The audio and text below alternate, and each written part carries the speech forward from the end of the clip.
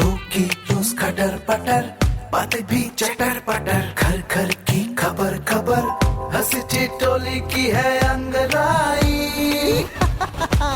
Radio Raju भाई, radio Raju भाई, radio Raju भाई, राज मिस्त्री का अपना रेडियो।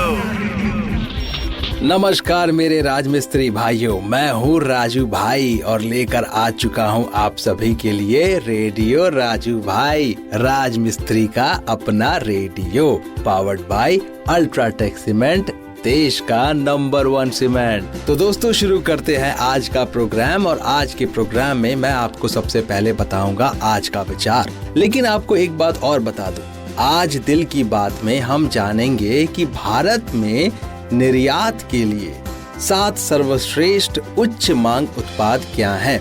मतलब ये कि भारत ऐसी कौन सी उत्पादकों को दूसरे देशों में निर्यात करता है और उसके निर्यात से और जो देश हैं उनकी जरूरतें पूरी होती हैं।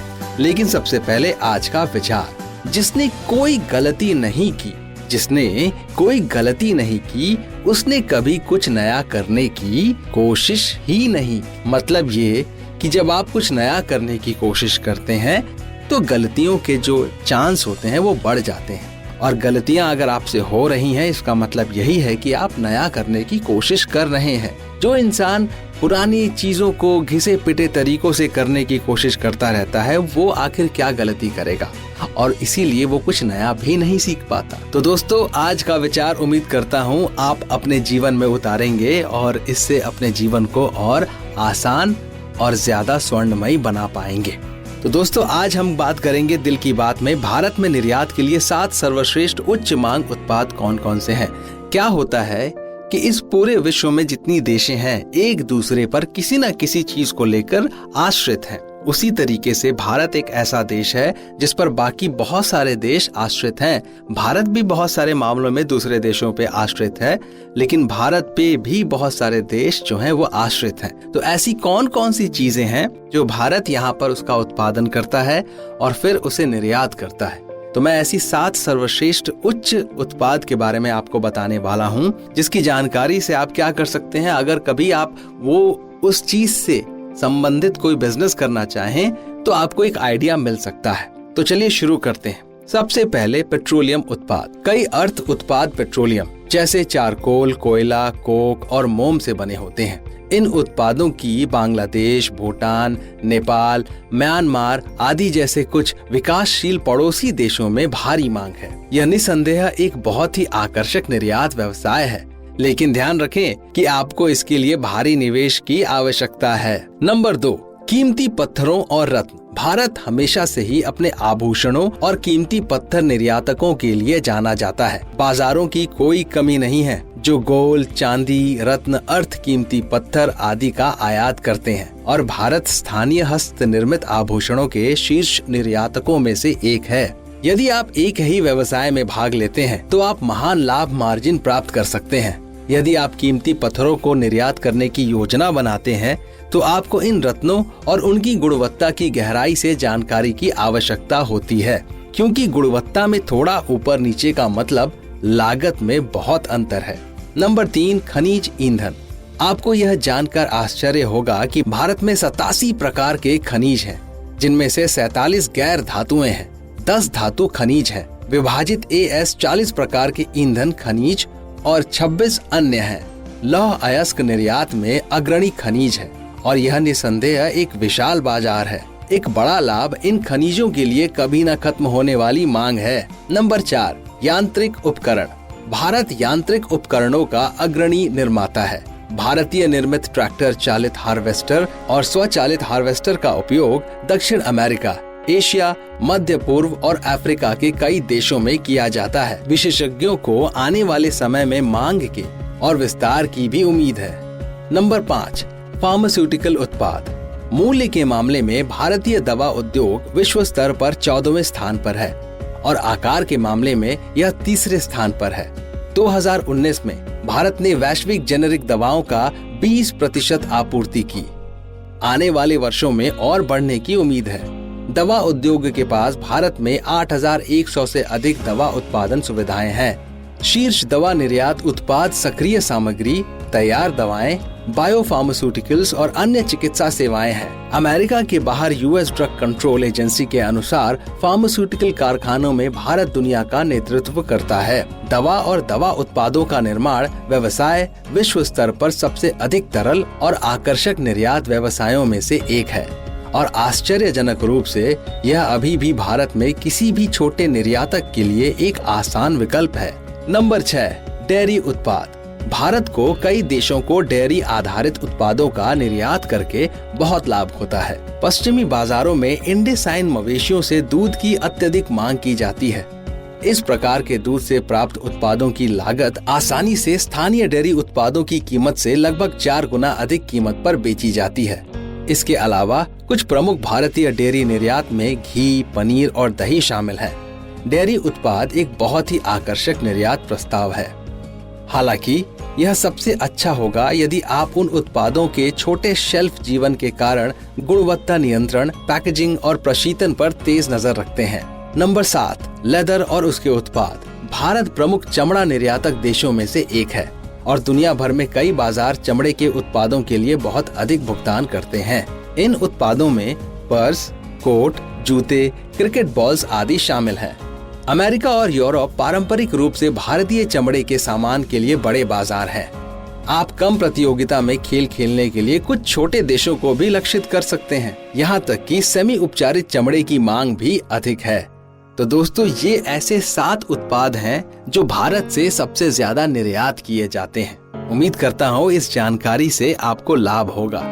अब आगे बढ़ते हैं और अब मैं आपको सुनाने वाला हूँ एक कहानी। रोशन जीवन के अंतिम पड़ाव में था, इसलिए वह तीर्थ यात्रा पर जाना चाहता था। उसने अपने जीवन भर की कमाई एक जगह एकत्रित कर रखी थी। जब उसके मन में तीर्थ यात्रा पर जाने का ख्याल आया तो उसने उसमें से कुछ अशर्फियां निकाल ली और बाकी बची हुई 1000 अशर्फियां एक थैली में भर ली और अपने मित्र दीनानाथ को देते हुए बोला, मित्र, यह मेरे जीवन भर की कमाई है। अब मैं तीर्थ यात्रा पर जा रहा हूँ।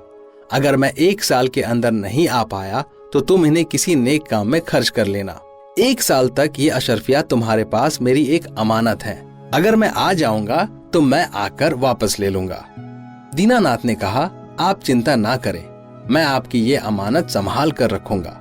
आप बिना चिंता किए आराम से तीर्थ यात्रा पर चले जाइए। दीनानाथ की बात पर यकीन कर रोशन चला गया। इतना सारा धन देखकर दीनानाथ का मन बदल गया और उसने उन सारी अशर्फियों को हजम करने की ठान ली।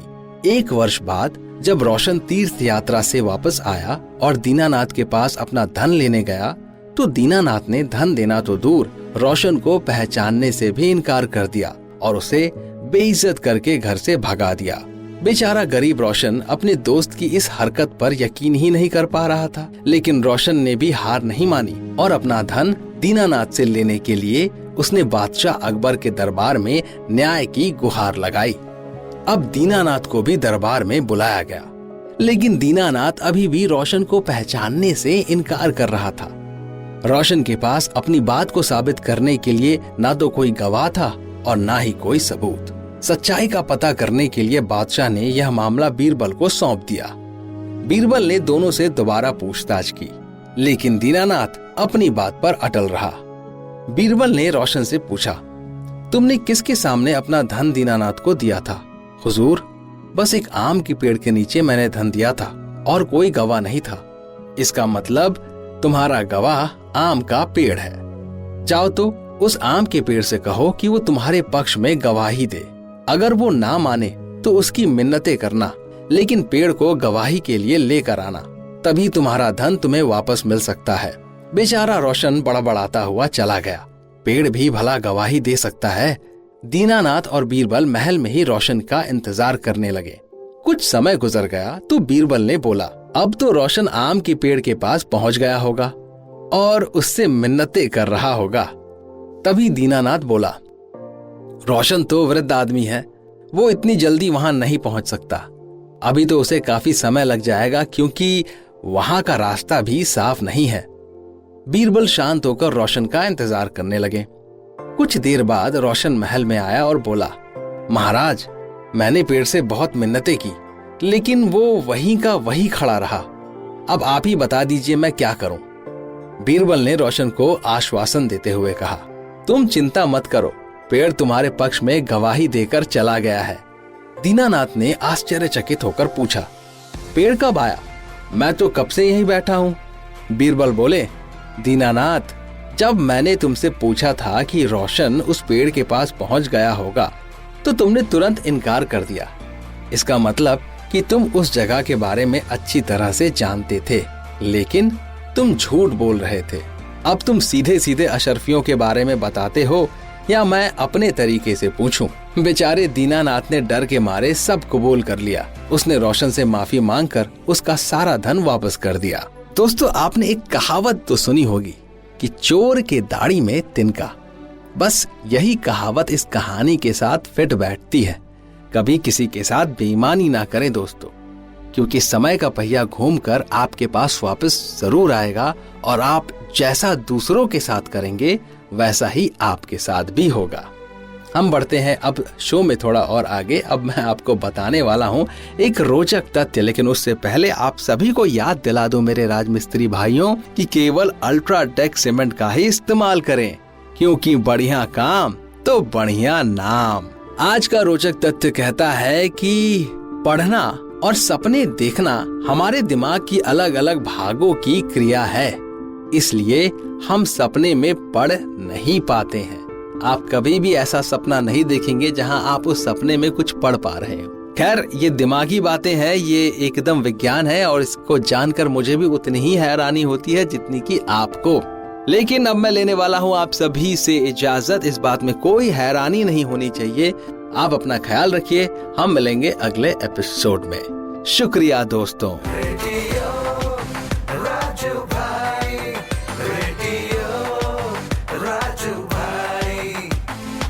रेडियो राजू भाई, राज मिस्त्री का अपना radio. Brought to you by Ultratech Cement.